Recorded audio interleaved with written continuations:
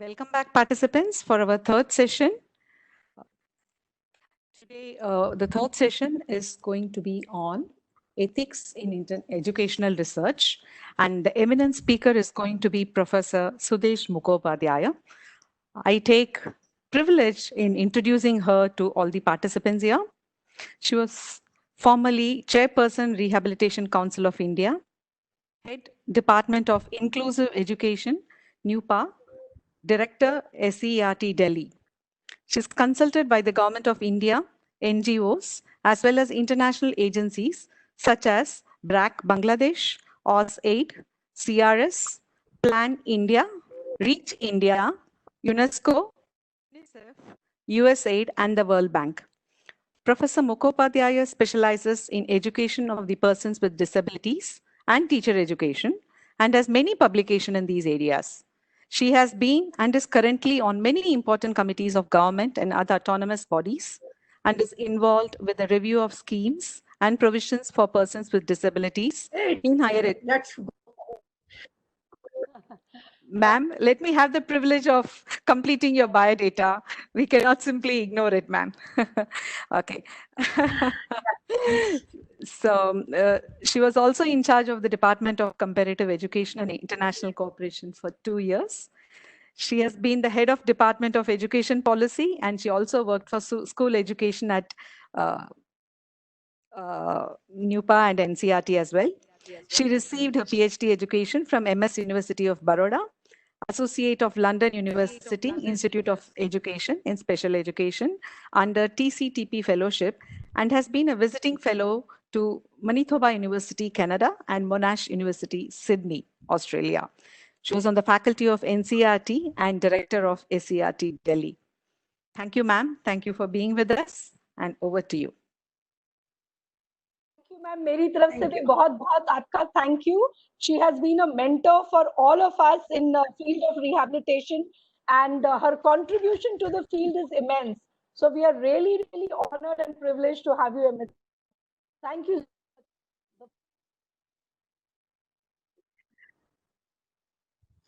So before we start, the topic is already there, but let me say a few words first. I don't know whether Madam Vice Chancellor is still there or she must be busy. Professor Sujata Bhan and all my fellow professionals, both in the department, my RCI, my SCRT, as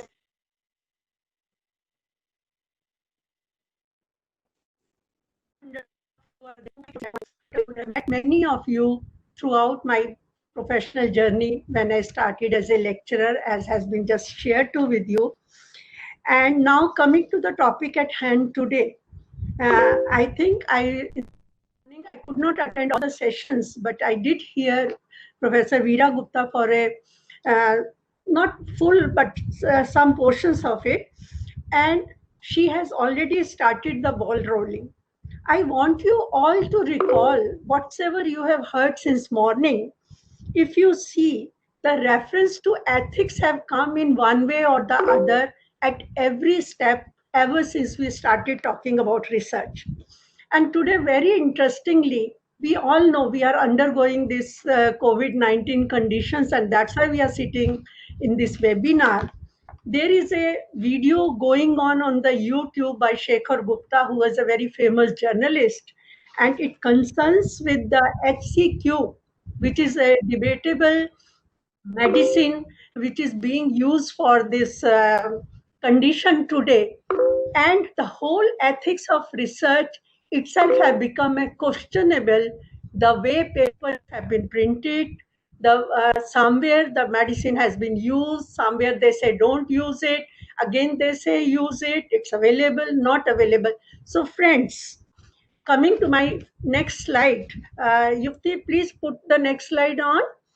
The ethics in research, I want to start from this particular episode, which I happened to see today morning, because HCQ is a very debatable medicine.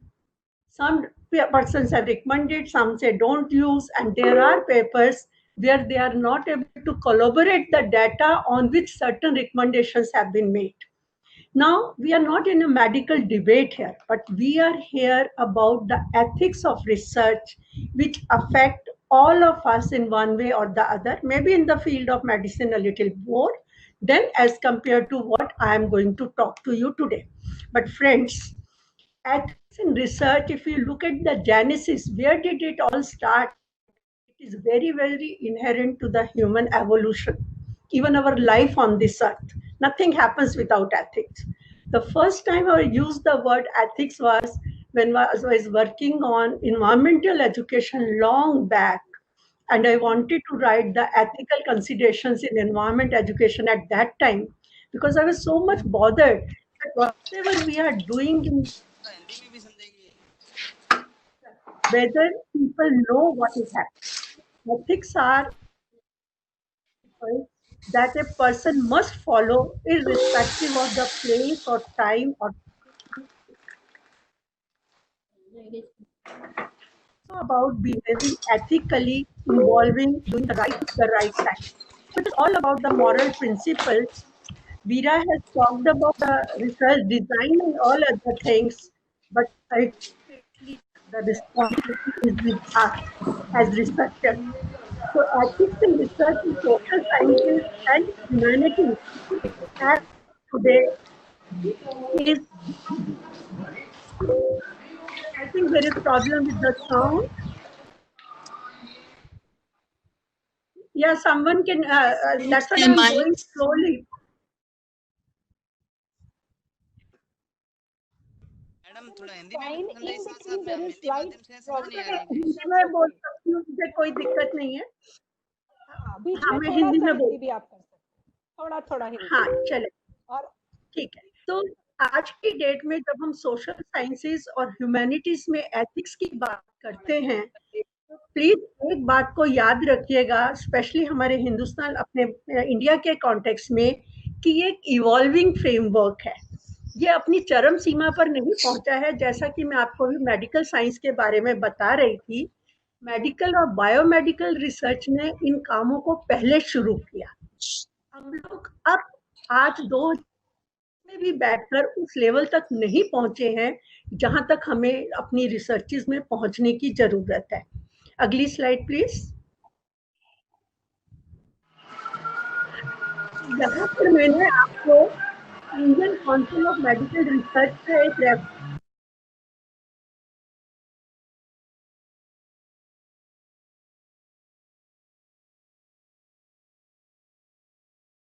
Ma'am, we are unable to hear you. Your mic has gone on mute.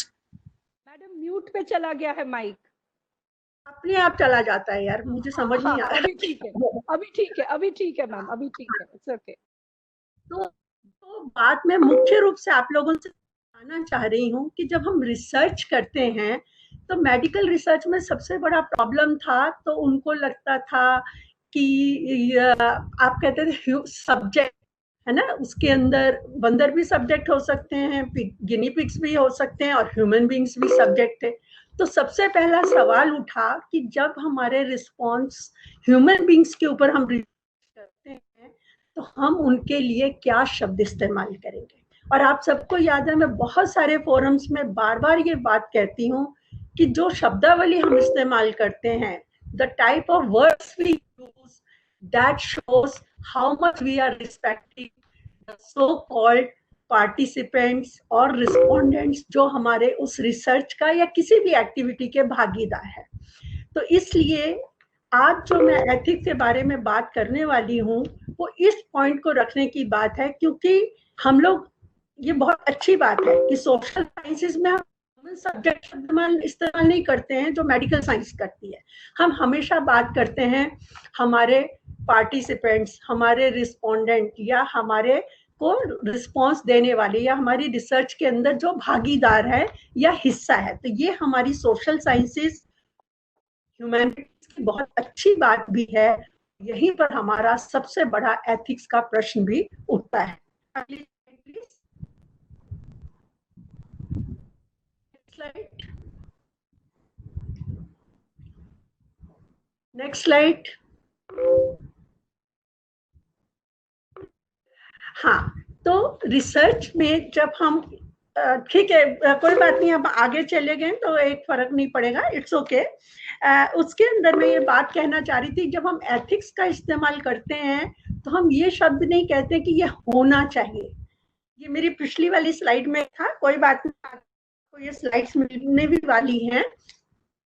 तो उसके अंदर हमें हमेशा ध्यान रखना चाहिए कि हमें इस चीज का इस्तेमाल करना है कि हमें क्या करना चाहिए, ought, that is more responsive, that is very very important for us। और इसीलिए मैं अब रिसर्च डिजाइन की बात आप लोगों के साथ करती हूँ। यहाँ पर फिर मैंने आपको एक रेफरेंस देने की कोशिश की है, क्योंकि मैं इस बारे में बहुत सचेत हूँ। I am aware of this fact कि मेरे सामने स्कूल टीचर्स भी बैठे हैं, यूनिवर्सिटी के लोग भी हैं, रिसर्चर्स भी हैं, कुछ ऐसे लोग हैं जो हो सकता है कम्युनिटी में रिसर्च करना चाह रहे हो या उनके प्रोफेशन का हिस्सा हो।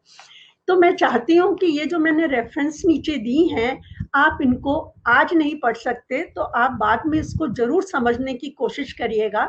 ये जो स्लाइड है रिसर्च डिजाइन की, ये शुरू होती है, वीरा ने आपको सुबह बहुत सारे प्रश्न दिया, सीक्वेंस भी दिया था क्वांटिटेटिव और क्वालिटेटिव में, कि आप पहले एक प्रपोजल बनाते हैं, फिर आप उसके अंदर अपना सैंपल की चर्चा करते हैं। तो यहाँ पे ये जो इन्फॉर्म कंसेंट का पहला वाला पॉइंट है, ये यहाँ से शुरू होता है कि जब हम इंसानों के साथ में या बच्चों के ऊपर, और चाहे वो औरतें हैं, आदमी हैं, कोई भी है, किसी पे भी अगर रिसर्च करते हैं, तो क्या हमने उनकी प्राइवेसी की इज्जत की, क्या हमने उनसे अनुमति ली। मैं आपको चल के आगे इन्फॉर्म कंसेंट पे और थोड़ी सी बातें भी बताऊंगी, जो वीरा ने अपने उसमें कंप्लीट तो किया, लेकिन शायद वो उतनी डिटेल में उसमें नहीं जा पाई क्योंकि उनका टॉपिक थोड़ा अलग ढंग का था। इसी तरह की बात में तो दूसरा पॉइंट हमें सवाल में रखना है कि हम लोग जो है वो किस तरह का कोड ऑफ कंडक्ट कर रहे हैं। अगर मैं डॉक्टर वीरा के लूं हुआ तो उन्होंने अपनी एक फैमिली प्लानिंग का उदाहरण दिया था, किस तरह से उस कल्चर के अंदर वो सीधा बात नहीं कर पाती थी और दूसरी तरह का प्रोसेस करना पड़ा। तीसरी बात, उन्होंने क्वालिटेटिव रिसर्च की बात, जिसे हम केस स्टडी मेथड भी कहते हैं, और आगे चल के आपको दूसरे ग्रुप्स भी दिखाई देंगे। और इसी के साथ में सबसे एक और इम्पोर्टेंट पॉइंट है पब्लिक ओपिनियन का, क्योंकि कई बार जेन्युइन रिसर्च जो है वो पब्लिक ओपिनियन के कारण भी हम अपनी बात कह पाते हैं और कई बार नहीं कह पाते हैं, लेकिन आगे चलकर ये सारे पॉइंट्स जो है आपकी रिसर्च एथिक्स का एक हिस्सा बनते हैं। अगली स्लाइड।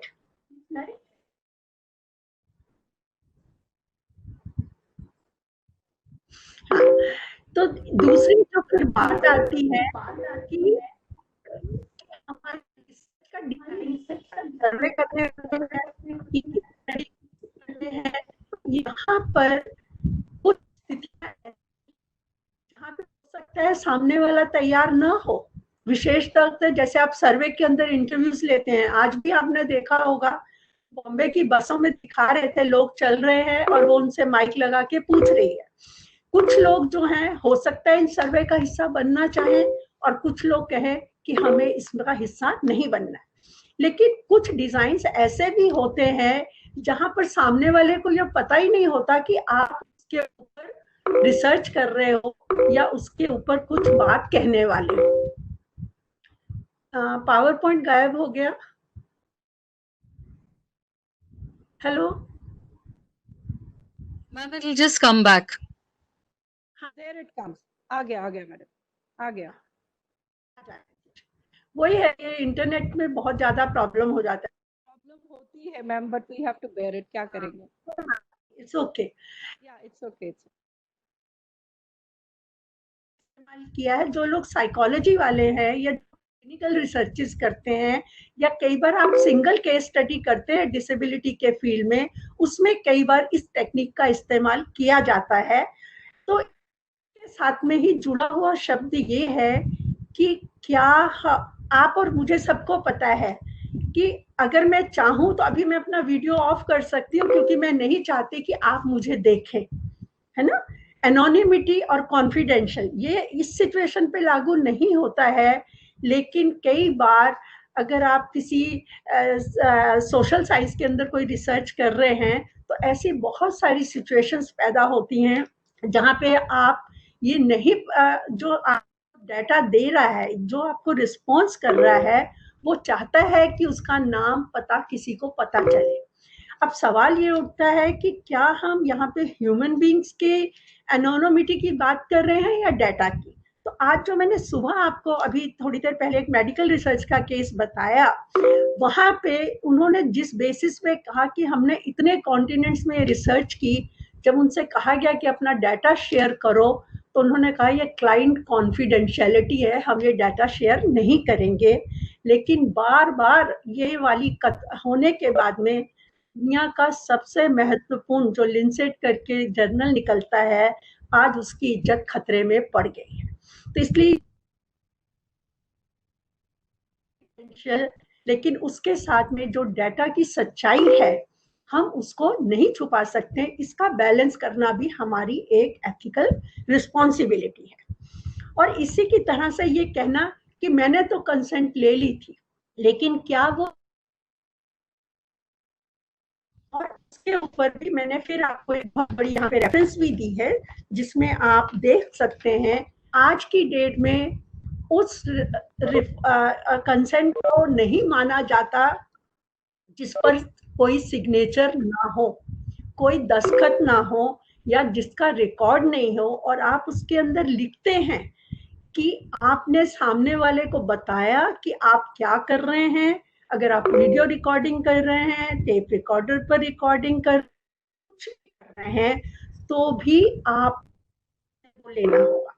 आगे चल करके मैं आपको इसके बारे में थोड़ा सा और बताऊंगी, जब मैं आपको स्पेसिफिक ग्रुप्स के बारे में बताऊंगी कि कौन से लोग ऐसे हैं जो अपनी कंसेंट देने की स्थिति।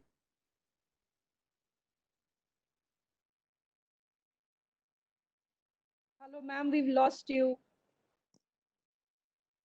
फिर से वो देखो अपने आप Ma'am will be back in a short while.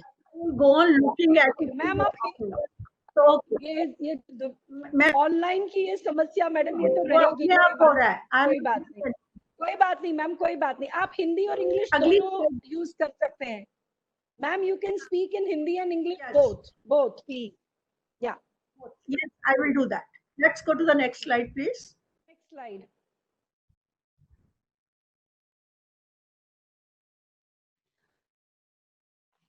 हाँ, तो अब यहाँ पे एक प्रश्न ये है कि हाँ, कि हमारी रिसर्च का पर्पस क्या है, क्योंकि एथिक्स जो है वो रिसर्च के उद्देश्य से जुड़ी है। It is related to promote the aims of research such as expanding knowledge, to support the values required for collaborative work such as mutual respect and fairness. हम सब लोग सहभागिता की बात करते हैं, बार बार करते हैं, बट सहभागिता कभी ऊपर से नीचे या नीचे, ये एक म्यूचुअल रिस्पेक्ट एंड फेयरनेस का पॉइंट है, और रिसर्च में भी ये उतना ही जरूरी है as it is important in other aspect. This is also scientific research depends on collaboration between researcher and groups. Suppose मैं बहुत अच्छी researcher, but if I do not know how to work with people, फिर देखिए आप research अकेले नहीं करते हैं, आपका हेड ऑफ द डिपार्टमेंट भी है, आपका रिसर्च असिस्टेंट भी है, आपके ये कर रहे हैं वो भी आपकी टीम का हिस्सा है। Hence, respecting each other संवेदनशील भी होता है, और वही करना चाहिए जो उचित है। रिसर्च एजुकेशन में इसलिए research education is mostly about people, by people and for people. मैंने ये डेमोक्रेसी वाले शब्द को यहाँ पे लगाया है, लेकिन आप खुद सोचिए कि क्या हम सोशल साइंसेज और विशेषकर एजुकेशन में इन 3 सिद्धांतों के बगैर रिसर्च कर सकते हैं। यही आपका एथिक्स का एक बिगनिंग।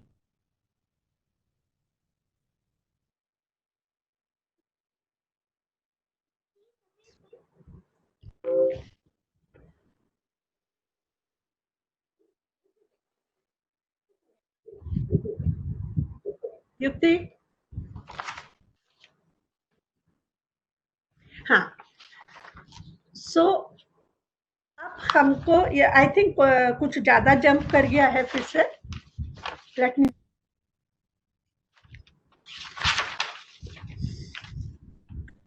अंडरलाइन प्रिंसिपल जो हैं उसके अंदर, इसलिए जो मोटी मोटी बातें which I have already indirectly have shared with you and Dr. Veera has also shared in the view, other persons also. One is respect for persons, autonomy and protecting those, और यहाँ पे मैंने एक नया शब्द इस्तेमाल किया है, diminished autonomy।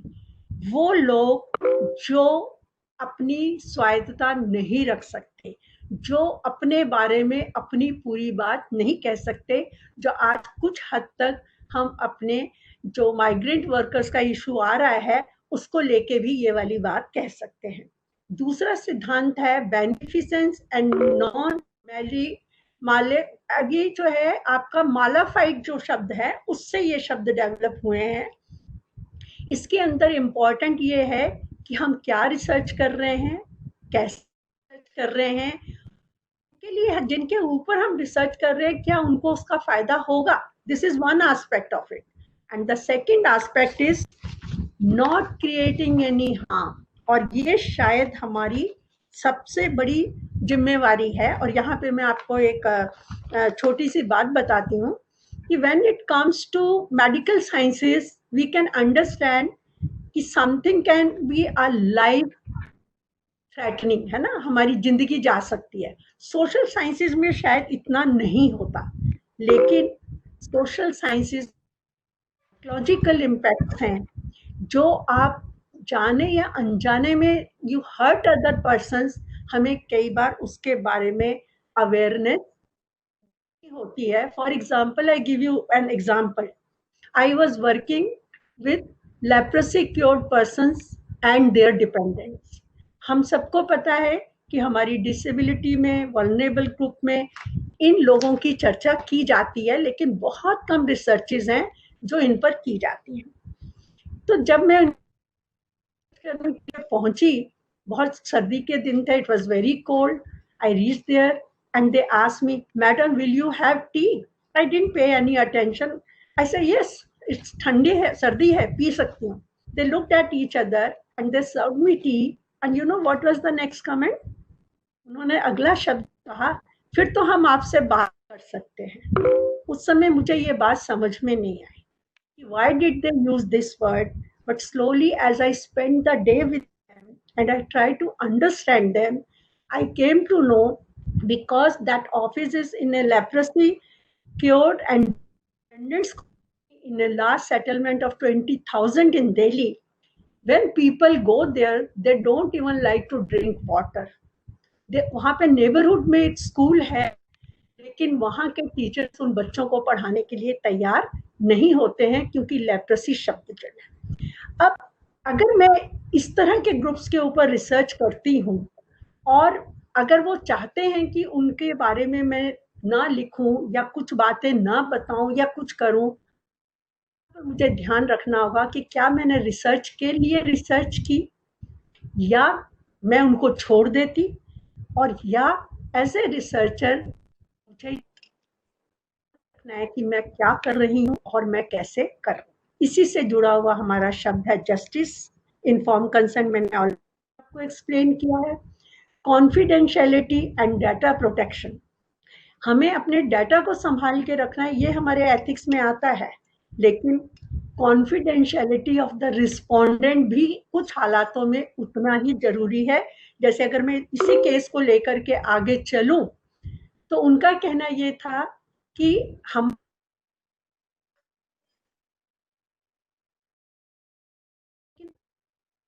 नहीं है, जनरेशन में होता है तो भी उसका इलाज हो जाता है। अब हमारी उंगलियां नहीं गिरती हैं, but the moment people know I stay in this colony, they start rejecting me. That is where the confidentiality of this person becomes very, very important. और इसी के साथ में इंटीग्रिटी का शब्द है, जो आप सब लोग जानते हैं, अंग्रेजी भाषा का शब्द है, हम लोग हमेशा इस्तेमाल करते हैं। और कॉन्फ्लिक्ट ऑफ इंटरेस्ट, जो सामने वाला चाहता है और जो आप कर रहे हैं छुपाया तो नहीं, क्योंकि कई बार एक कॉन्फ्लिक्ट ऑफ इंटरेस्ट आ जाता है जो आज ये सवाल उठने लगा है, मेडिकल प्रोफेशन में अक्सर उठता है कि क्या फार्मा कंपनीज अपने मतलब के लिए कुछ चीजों को प्रमोट करती हैं और कुछ चीजों के बारे में चर्चा नहीं करते हैं। इन्वायरमेंट को लेके भी ये सवाल उठते हैं, लेकिन हमारी शिक्षा की रिसर्च में ये किस तरह से हैं, अभी तक इसके बारे में हमारे पास पूरी जानकारी नहीं है, but we need to be conscious of that. Next please, next slide please. Why do we research? What is ethics in research? Relationship between ethics and practice of research. ये 3 सवाल आपको अपने आप बार बार पूछने हैं। पर अब मैंने यहाँ लाल इंक तो नहीं कह सकती, लेकिन लाल प्रिंट के अंदर लिखा है कि I am going to focus on most vulnerable and disadvantage cross cutting groups of people. और अभी आप लोगों को पता है draft national policy is already in the process.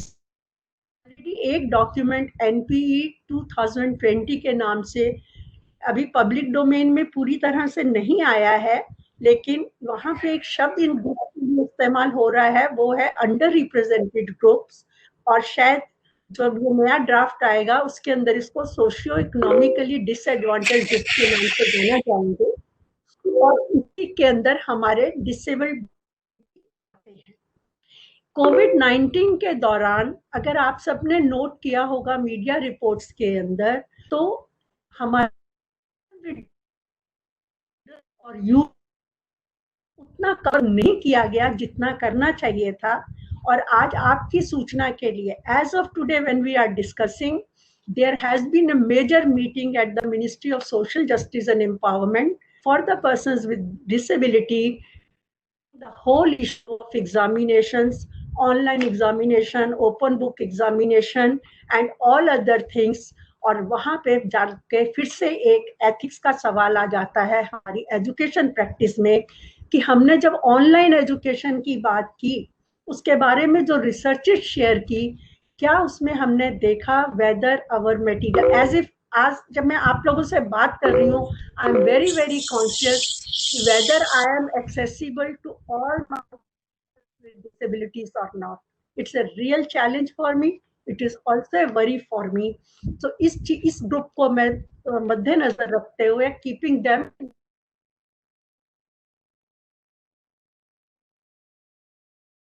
Next please.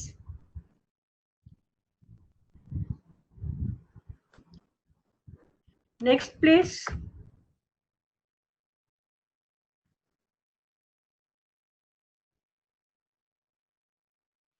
Hello. So we have lost. No, you're very much there. We can't see you, but we can hear you. Next slide. Yeah, next slide. More of English, ma'am. Okay, next slide. We can have little. अगर नहीं आती है, now it is think about this which I have, and now I will give you what can be the possible framework. My next slide is about the possible framework. We come to the concrete things of what I have been talking. जो मैं अभी तक बात में आपको मैं कुछ मुख्य रूप से कुछ बातें बताना चाहूँ।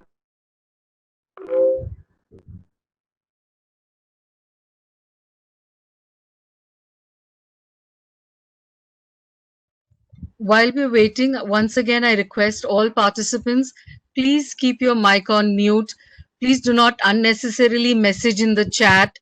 Kindly switch off all notifications and please ensure that you are not making requests to annotate the screen, the slides. Also request you to refrain from joining with 2 devices. It creates an unnecessary echo in the voice. Okay, so I will continue. So say I can only promise to the participants that tomorrow I will try to see if I can audio record it somewhere, and then I will share it with SNDT, and they can again give you this lecture, or I will be giving you the print notes in case you are not able to hear me properly at this point of time. I think that should be a fair way of doing it. Okay. So rights framework is about international and national.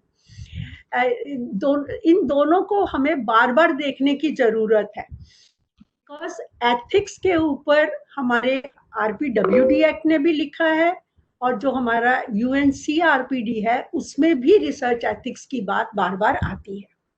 उसके बाद में ही जुड़ा हुआ शब्द आता है exclusion and inclusion. Sometimes जैसे because of the language, because of our not being able to reach to these people, because we feel they will not be able to answer our questions, they cannot read, or we may include or exclude some people. So nowadays when we prepare the research proposals, जब हम लोग research proposals बनाते हैं तो हमें उसमें लिखना पड़ता है कि हमारा exclusion और inclusion का criteria क्या था. This is very very important. ये हमारे रिसर्च एथिक्स के अंदर ये आज की डेट में उतना इस्तेमाल नहीं हो रहा. PhD थीसिस के अंदर कहीं कहीं पे चीज है, उसके अंदर हम इस क्राइटेरिया की बात आज भी नहीं कर रहे. नेक्स्ट पॉइंट आता है need to consider children's voices. हम लोगों को लगता है कि बड़े लोग तो अपनी बात कह सकते हैं, लेकिन बच्चे अपनी बात नहीं कह सकते. ये एक हमारा मिसकंसेप्शन भी है, और शायद as a researcher it desire something more from us. हमें तरीके ढूंढने पड़ेंगे कि हम सामने वाले को अपनी बात कहने के लिए कैसे इन्वॉल्व कर सकते हैं. और सबसे बड़ी बात, मेंटेन डिग्निटी.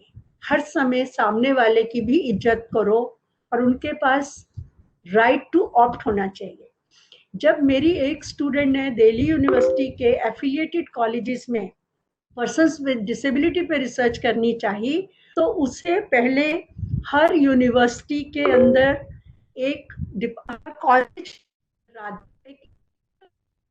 सेल है, पहले उनसे उनकी लिस्ट लेनी पड़ी कि आपके यहाँ पे कितने पर्सन्स विद डिसेबिलिटीज हैं. नेक्स्ट स्टेप पर she has to take permission from those persons whether they want to be part of this research. तो आप लोगों को हैरानगी होगी कि कम से कम 10% of the student आपकी रिसर्च में हिस्सा नहीं लेगा.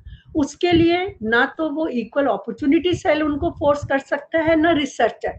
So you will not believe in this case, because it was one of the very few researches even for the Delhi University.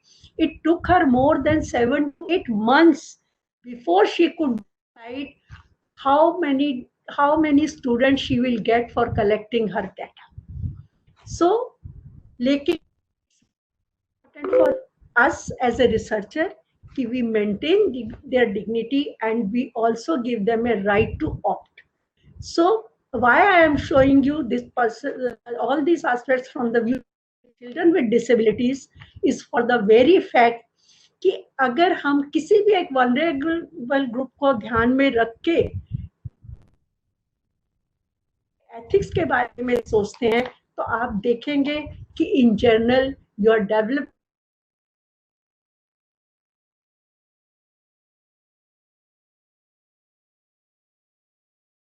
आपको ध्यान दिलाना चाहूंगी, WHO ने अभी COVID-19 के दौरान और हमारी मिनिस्ट्री ऑफ सोशल जस्टिस ने दोनों ने special guidelines ethics in research के ऊपर,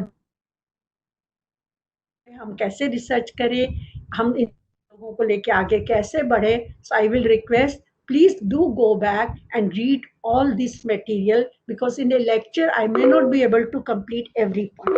Next point please. Next.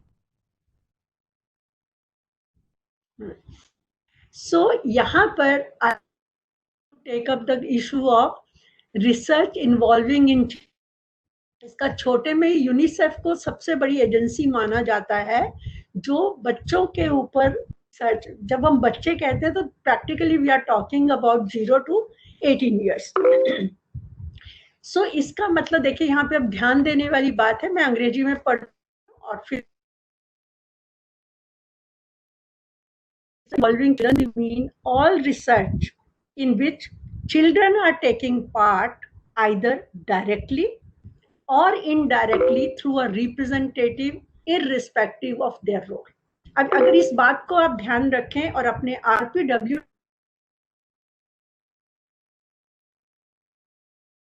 कि जैसे हमारे चिल्ड्रन में या हमारे विद इंटेलेक्चुअल डिसेबिलिटी के कुछ केसेस हैं, या हो सकते हैं स्पास्टिक वाले बच्चे हैं जो जिनको बोलने में परेशानी है, तो हो सकता है कि वो सीधा आपकी रिसर्च का हिस्सा नहीं बन सकते, and they have to participate in your research either through a caregiver or a parent through some other media.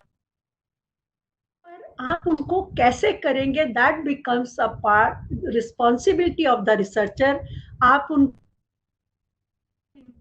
नहीं कर पाएंगे कि वो MR का केस है, वो कैसे मेरी रिसर्च में हिस्सा ले सकता है। नहीं, अगर आप इंटेलेक्चुअल डिसेबिलिटी पे रिसर्च करना चाह रहे हैं तो it is our responsibility as a researcher to find out how we can involve them. You can not leave them. The criteria of exclusion and inclusion becomes important. Now, next guideline you see is methodology or methods used to collect, analyze and report data or information. Professor Veera ने इसके बारे में कुछ बातें कही हैं, आप इसी को और आगे बढ़ाकर कहूंगी कि आप ऑब्जर्वेशन कर रहे हैं, तो मैंने जो आपको कोवर्ट वाली ऑब्जर्वेशन की बात कही थी वो इम्पोर्टेंट हो जाती है। कई बार बहुत सारी साइकोलॉजी रिसर्चेस में ऐसा होता है कि बीच में एक स्क्रीन लगा है, उस साइड में कुछ हो रहा है और आप इधर डाटा कलेक्ट कर रहे हैं। कई बार जिसमें ऊपर डाटा कलेक्ट हो रहा है उसको नहीं पता कि आप क्या कर रहे हो, but before you do all that, that is where responsibility come कि did you take the consent, या आपने एडमिनिस्ट्रेटर के साथ मिलकर एक व्यक्ति का डाटा कलेक्ट करना शुरू कर दिया और कल को आप उसके नाम से वो डाटा भेजे। आप लोगों को मैं फिर से याद कराऊंगी कि जो लोग आज ये सेशंस देख रहे हैं, अब तो हमारे यूट्यूब्स का जमाना है, उसमें चले जाइएगा, अलग अलग डिसेबिलिटी पर देखिएगा, तो आपको एक दो केस ऐसे भी मिलेंगे हमारे एरियाज में जहां पे वो पर्सन मेंटली इल थी और आज वो एक ऐसे इंस्टीट्यूट की हेड है। You need to see such real life-based programs and researches and see how sometimes our wrong reporting can deny people their right to develop. और research का काम है knowledge को बढ़ाना, not to stop it. Then in a Eric also seeks to ensure the human dignity. ये वाला point मैं पहले भी इस्तेमाल कर चुकी हूँ, so I will not go into that detail. Next please.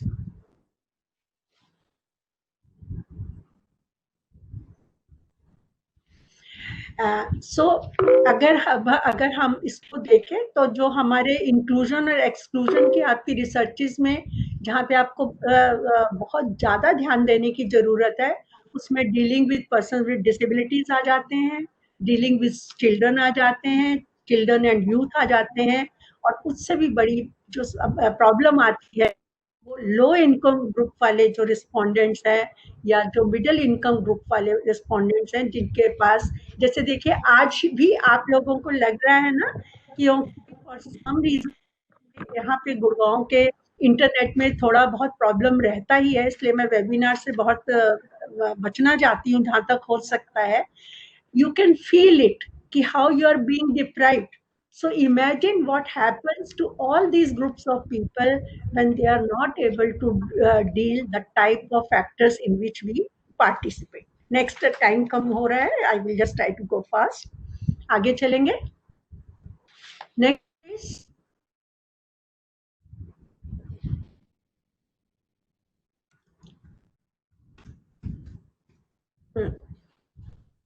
एक और इम्पॉर्टेंट पॉइंट है principle 1, minimizing the risk of harm. ये जो हार्म है इसको मैंने आपको बताया कि लाइफ थ्रेट भी हो सकती है, हमारे केस में लाइफ थ्रेटनिंग नहीं होती है, हम लोग ये मान के चलते हैं, लेकिन सपोज आप कोई ऐसी रिसर्च कर रहे हैं जिसके बाद में आपका रिस्पोंडेंट इतना डिस्टर्ब हो जाए कि कल को वो कोई गलत कदम उठा ले. So we need to be very careful when we are on very sensitive issues.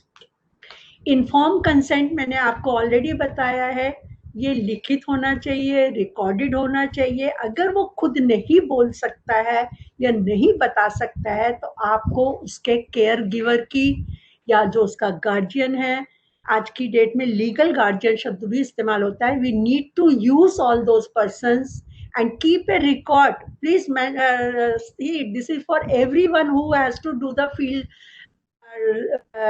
interviews or focus group discussions or these type of observations, these type of researches. Take the consent form and keep it properly recorded. But remember, these informed consent form can also be related to the next point of protecting anonymity and confidentiality. Dr. Veera gave you an example about the university. You do a research on a university or you are documenting a research, so दोनों के अंदर थोड़ा सा फर्क हो जाता है. लेकिन यहाँ पे informed consent में अगर आप उसका, क्योंकि वहां पे तो he will be writing or she will be writing the real name, real address. Am I right? Then only it is legally informed consent. लेकिन जब एनोनिमिटी की बात आती है, then it becomes a responsibility कि हम उसको कैसे रिकॉर्ड करेंगे, उसकी कॉन्फिडेंशियलिटी को हम कैसे मैनेज करेंगे. रखिए कि कल को कोई आपकी रिसर्च पर 15 साल के बाद भी ये सवाल पूछ सकता है कि आपने ये बात कही थी, how did you. So many time in PhD when we go for evaluations, they say it कि there is a complaint about such and such student कि he or she has not collected data properly, kindly conduct interview with her and gave us a clear whether her data is correct or not. So we do run into those situations even in educational research. Avoiding deceptive practices. मैं आपसे पूछूं कुछ, बोलूं कुछ और करूं कुछ, there should not be difference.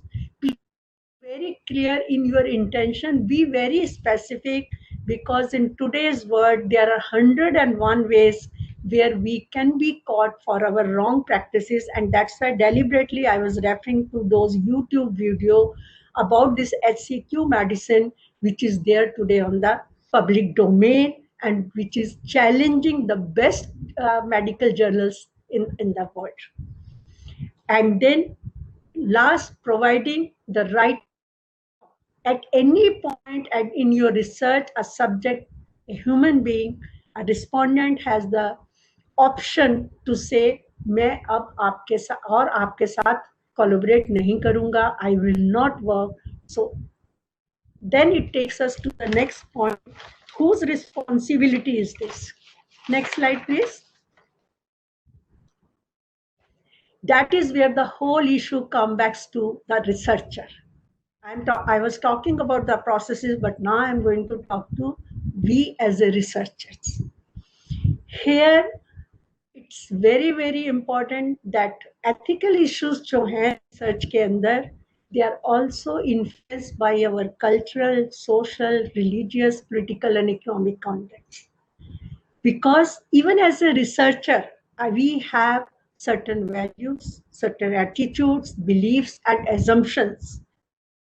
And the way we for research design, collecting data, reporting, everywhere we get reflected. ERIC is educational research involving children. Next.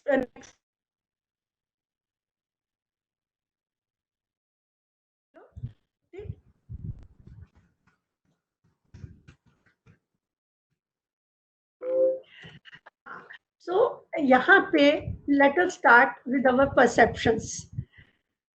अभी दो columns में I am trying to present this information. Let's first read the left. Do all person with disability need to be cared for handle? As a researcher, how do we approach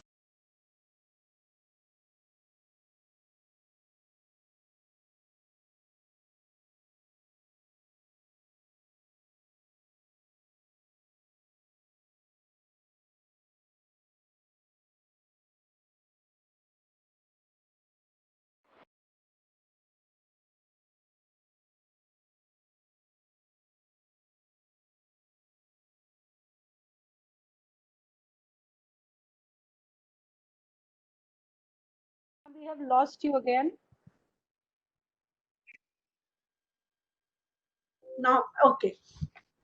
So थोड़ा सा अभी तो आना चाहिए. हाँ, अभी So please be very careful the type of vocabulary which you use in your day-to-day life about people. इसीलिए जैसे केयर और हैंडल किया, केयर और हैंडल हम किसका करते हैं? We do it of a dog, of an animal, not of human beings. They are not handled. Their needs are addressed. And that the moment we use these type of perceptions, we deny the right to make choices, decision, and we endanger their dignity. The first principle of ethics in research I was talking about. Now I come to the second point. How many of you, there is no way for me to know it at this point of time, are you aware of a term called twice exceptional students?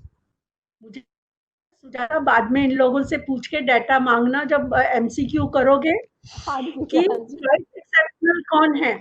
People, you will be surprised, participants. जो person जिसकी disability है वो एक एक्सेप्शनलिटी है, जो हम normal से कहते हैं डिविएट है, but all these persons are not morons. ये उतने ही गिफ्टेड हैं जितने मैं और आप हो सकते हैं. एंड मल्टीपल इंटेलिजेंस के संदर्भ के अंदर देखें तो I think each of us are gifted in one way or the other. So please go back and search out what is exceptional. जब ये सेशंस खुल जाएंगे, हम लोग फिर से आपस में साथ में मिलके बैठ पाएंगे. Sujata, so I will like to take this word further more, but today we will leave it at this. So please remember, all those points which I am making on the left column are applicable to all. So hence research ethics remains same across all respondents, irrespective of the labels that we may use. सभी लोग, कोई average नहीं है. Every individual have a special characteristic. It is we who have to identify and do it.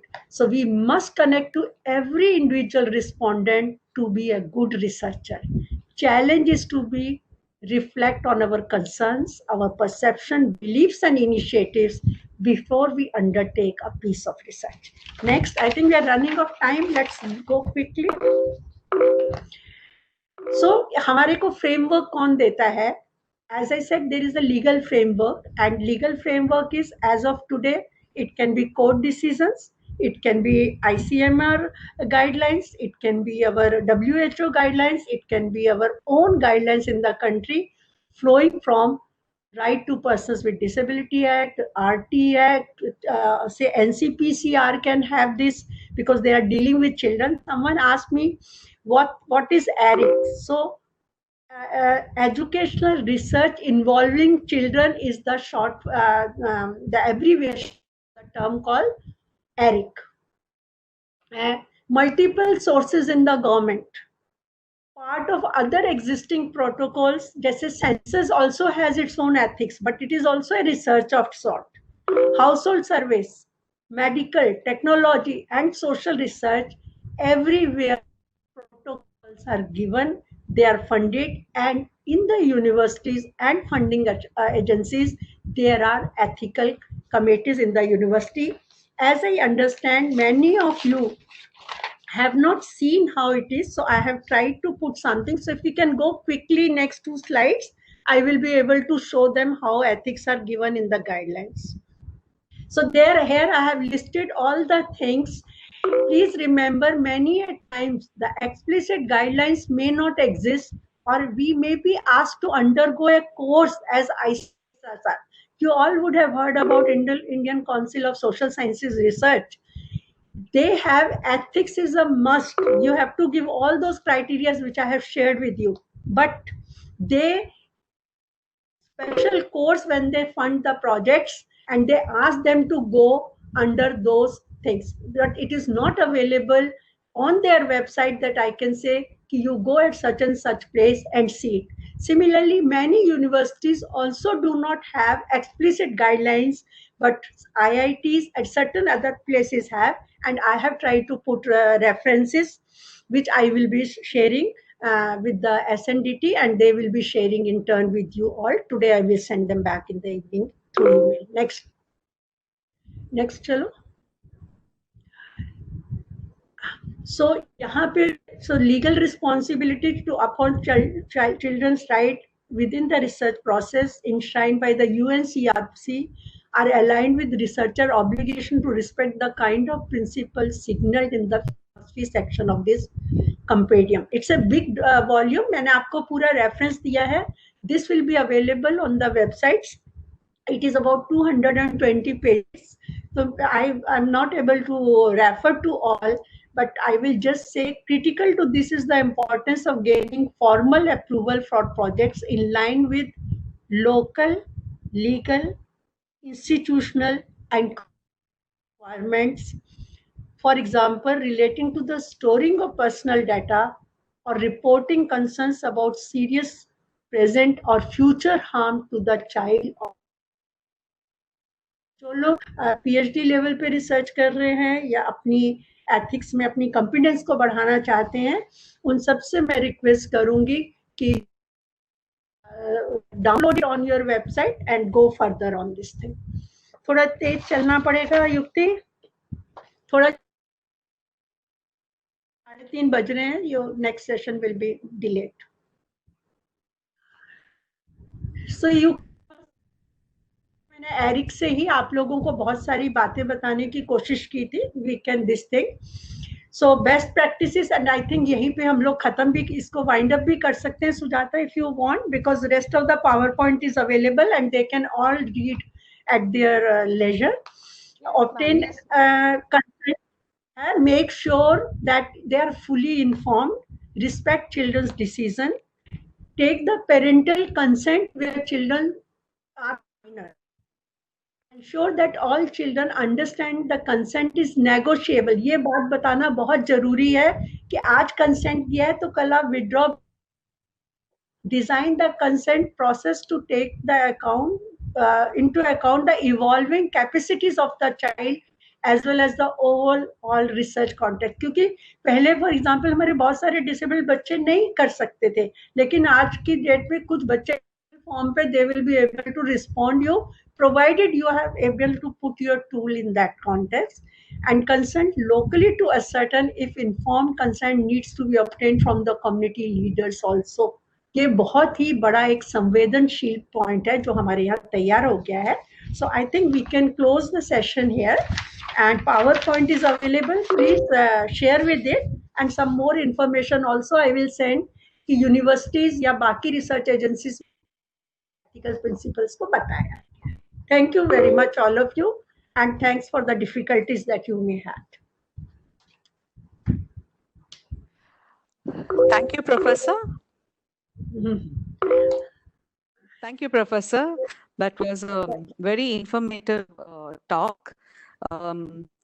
Irrespective of how we do research, the most important thing in one's research must be the ethical practices. So there cannot be any compromise on that. The point was well brought out and would definitely help young researchers in the group. Secondly, you not only spoke about the importance of being ethical, but also highlighted how the ethics not only involves the methods, but even in the behavior, ethical behavior, and in sharing information, all the other things, and also explained on the institutional and legal framework that would provide us support if we look for the ethical practices in the research in the line with the field in which we are going. It was very informative. I'm sure that all the participants would have really gained.